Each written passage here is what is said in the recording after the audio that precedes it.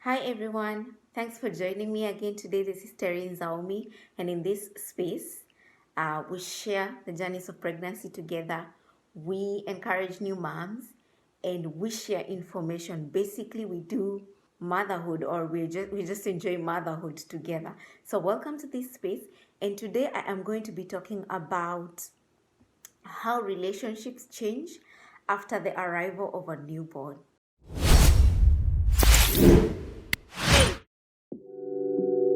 If you're a first time mom, you might not have a really clear picture of how your relationships are gonna change after the arrival of your baby.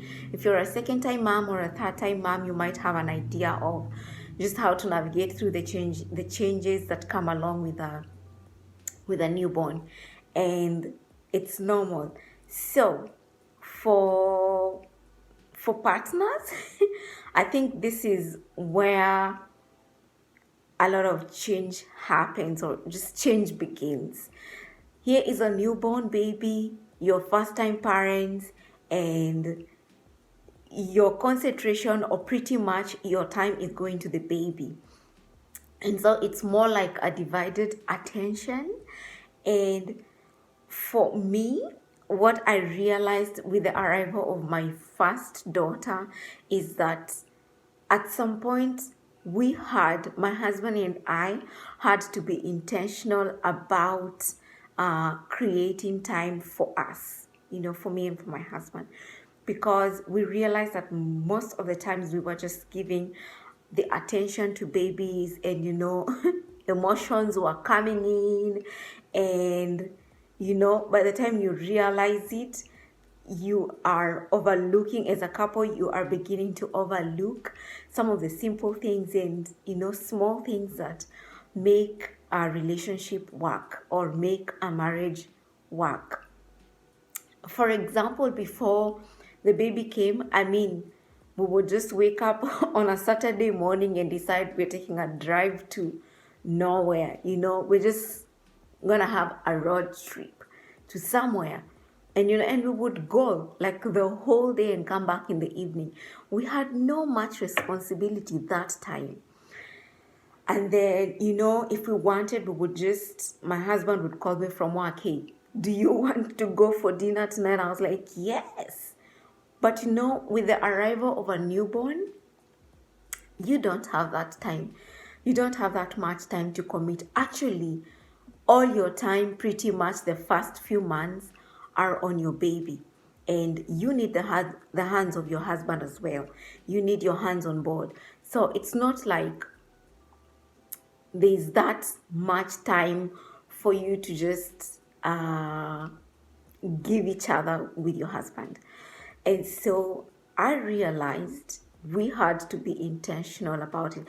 And hey, I'm not a guru in marriage. I've just been married for 3 years. I had my first baby in my second year of marriage. So it's not like I'm talking from a high point of experience. No, I'm talking from the experience of 3 years and just having realized that it's possible when a baby comes to overlook some of the things that make a marriage work or a relationship between couples work. And so for us, we had to be intentional about it.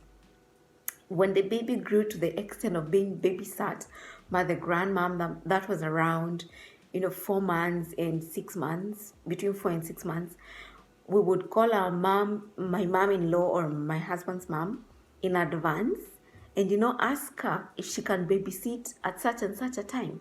And we would take time, go for coffee, go for dinner, and give time to ourselves, intentionally create time for ourselves, intentionally create time to just be together without a baby.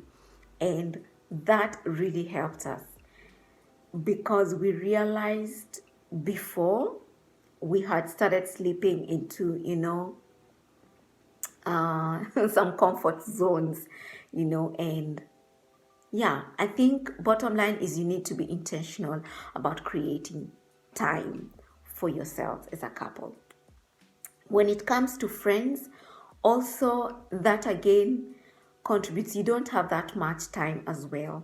You don't have time to just call your girlfriends for I mean, random coffee dates or random dinners or random meetups or, random, all those random things that girlfriends do. I mean, there's a baby shower on Saturday. Are you available? Can we go? There's no time for that anymore. You realize that when a baby comes, you basically have to start planning for everything. You have uh you have an invitation to get out of the house 2 Saturdays from now. You basically have to start planning a week before. I mean, because you don't have that much time to commit to what you used to commit to before. And it's just okay. I mean, things have changed. A baby comes with so much change, and it's okay. Bottom line is, be patient with yourself and give yourself time. They don't stay young forever. Of course, right now for me, I'm still in the same category. I don't have that much time to commit to things that I used to commit to before before I gave birth to my first daughter. And the thing is, I have learned to give myself time. I have learned to be patient with myself. And I've learned to tell myself that, hey, I'm not able to come, and it's okay that way. I don't have to judge myself for it. And if you have understanding friends, they will not judge you. They will understand and they will be okay with it. So, new mom, do not pressure yourself that you're not able to show up for those events, that you're not able to show up for those random coffee dates. But underline that it's very important sometimes to just be intentional about creating time for you and your partner, because at the end of the day, it's both of you and you have to make things work. So, be intentional about creating time. If you have to get a babysitter for you to be alone, do it. And enjoy motherhood and navigate through motherhood. So that's it for today. Thanks again for joining me. I can't tell you how much grateful I am for you to just click and listen to this video. It means a lot to me. The support means a lot to me. Just to be able to share what I love sharing with first-time moms, with people around me. Thanks again. I'll be seeing you in the next episode, and I love you very much. Thanks. Bye.